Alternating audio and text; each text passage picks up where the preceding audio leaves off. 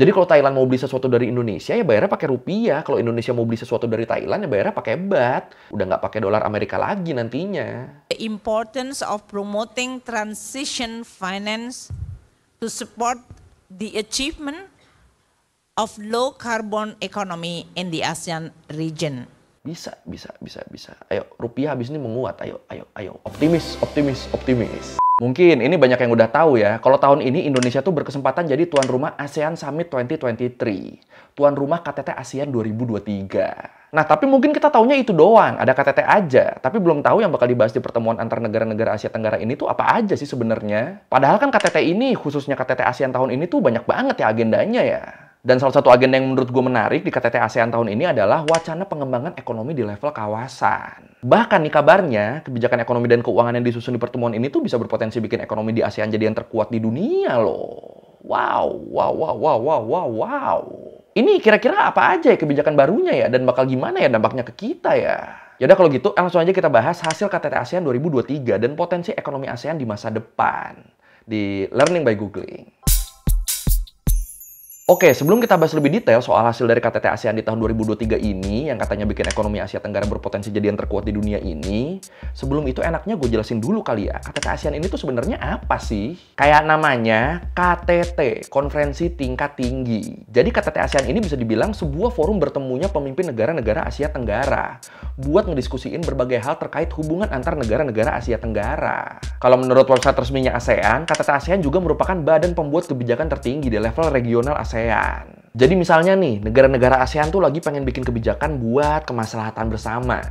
Nah, KTT inilah yang jadi tempat pemerintah negara-negara ASEAN buat ngerembukin poin-poin kebijakannya yang nantinya bakal disepakatin dan dilaksanakan bersama. Terus buat pelaksanaannya sendiri, KTT ASEAN tuh digelar rutin setiap tahun sejak tahun 1976. Dan tahun ini Indonesia nih yang dikasih tanggung jawab buat jadi tuan rumah KTT ASEAN yang diagendakan bakal ada 2 kali. Bakal di KTT ke-42 sama KTT ke-43. Yang ke-42 sendiri itu tuh udah digelar di bulan Mei 2023 kemarin ya di Labuan Bajo. Dan KTT yang selanjutnya yang ke-43 yang bakal kita bahas ini nih digelar di tanggal 5 sampai 7 September 2023. Nah, selain KTT yang rutin digelar 2 kali setahun, KTT ASEAN tuh juga bisa digelar kalau ada kondisi-kondisi darurat atau biasanya disebutnya tuh KTT luar biasa. Kayak misalnya contoh waktu terjadi bencana gempa dan tsunami di tahun 2004 dulu. Sama waktu terjadi pandemi Covid kemarin. Nah, kalau situasi urgent begitu, boleh tuh ngadain KTT lagi. Namanya KTT luar biasa.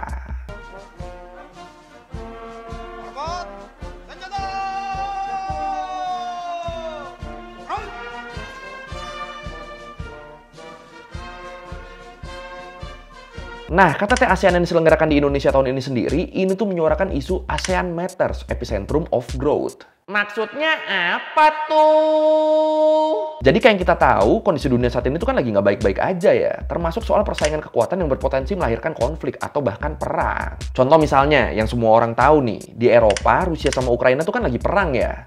Dan negara-negara Eropa lainnya juga jadi banyak yang terlibat di sini.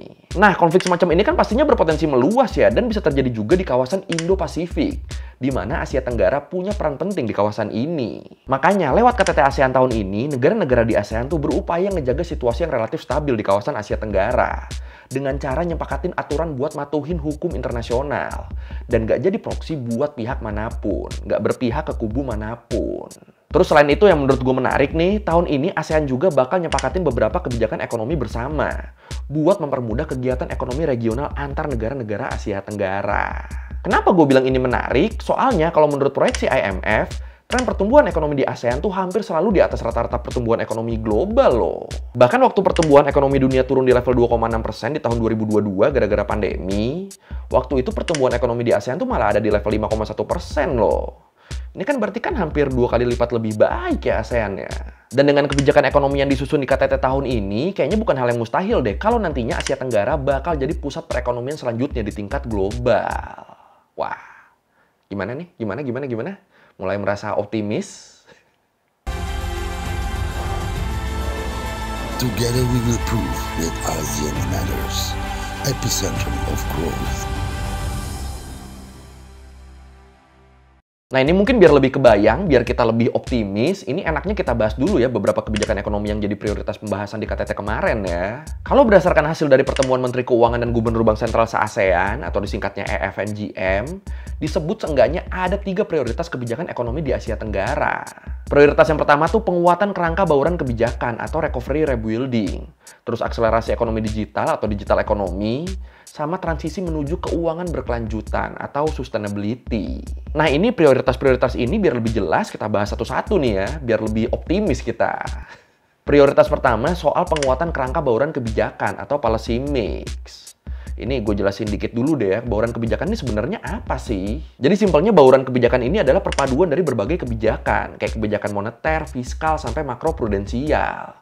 Nah itu kebijakan-kebijakan tadi dibuat saling berhubungan, nggak terpisah-pisah lagi, biar lebih relevan dalam menghadapi isu-isu ekonomi terkini. Jadi ya kayak yang udah kita bahas tadi, dunia tuh kan baru pulih dari pandemi ya. Makanya salah satu prioritas kebijakan ekonomi di ASEAN saat ini adalah buat pemulihan pasca pandemi. Sama ada juga program-program kesehatan buat pencegahan dan penanggulangan wabah lainnya di kawasan Asia Tenggara. Terus selain itu program ketahanan pangan juga jadi salah satu kebijakan prioritas tuh buat nyegah terjadinya kekurangan pasokan pangan di Asia Tenggara. Dan ya bisa dibilang ini juga berkaitan sama dampak perang geopolitik Rusia-Ukraina ya yang berdampak ke pasokan bahan pangan dunia kan. Nah jadi buat menghadapi isu-isu ekonomi dari berbagai kejadian-kejadian tadi, dilakukanlah policy mix, dilakukanlah bauran kebijakan. Biar antara satu kebijakan dan kebijakan lainnya tuh jadi saling nyambung, nggak saling tumpang tindih. Ini oke sih ya.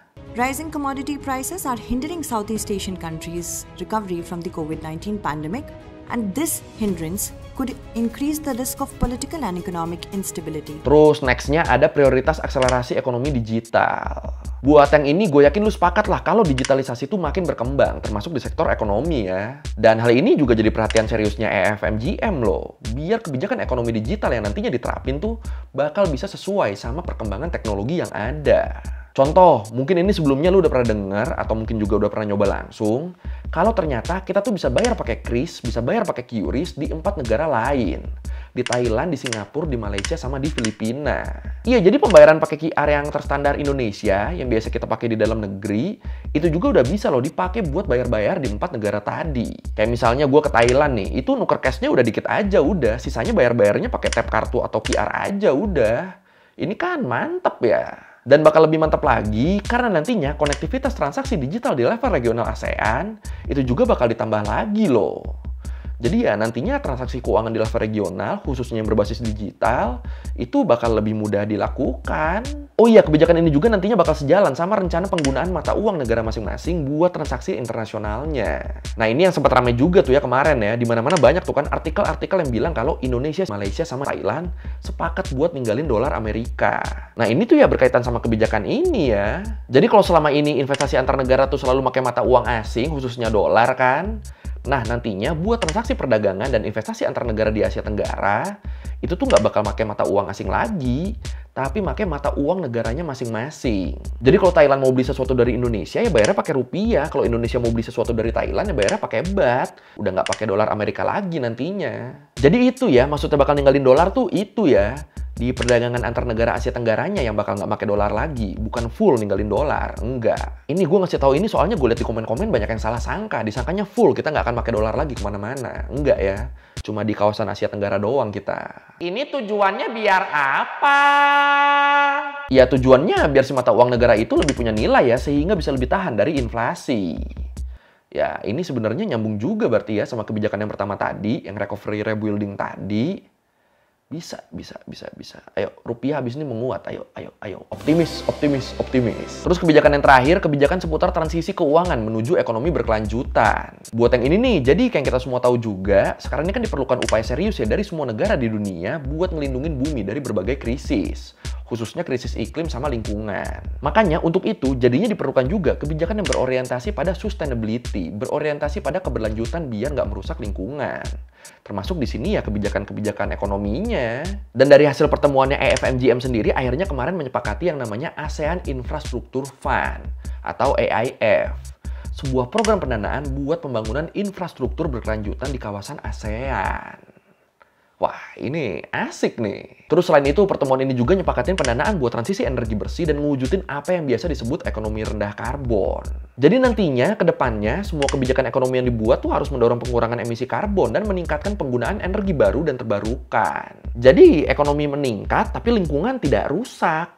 Anjir, jadi tagline ya. During our meeting, the ASEAN Finance Minister and Central Bank Governors also highlighted the importance of promoting transition finance to support the achievement of low carbon economy in the ASEAN region. Dan ngomong-ngomong soal ekonomi berkelanjutan, di forum AFMGM kemarin tuh juga dihasilin kesepakatan taksonomi ASEAN untuk keuangan berkelanjutan. Taksonomi ASEAN tuh apa? Kalau menurut Kementerian Keuangan, simpelnya taksonomi ASEAN ini adalah panduan buat negara-negara kawasan Asia Tenggara biar lebih mudah melakukan transisi ke ekonomi berkelanjutan. Jadi biar nggak bingung, biar langkah-langkahnya jelas, jadinya nanti nggak buang-buang waktu, nggak buang-buang uang, dipandunya ya sama taksonomi ASEAN ini. Dan sebenarnya ini taksonomi ASEAN ini tuh udah dibikin dari tahun 2021 ya. Tapi terus di pertemuan AFMGM yang kemarin, taksonomi ASEAN ini tuh diupdate lagi isinya, makanya disebutnya jadi versi yang keduanya nih yang ini.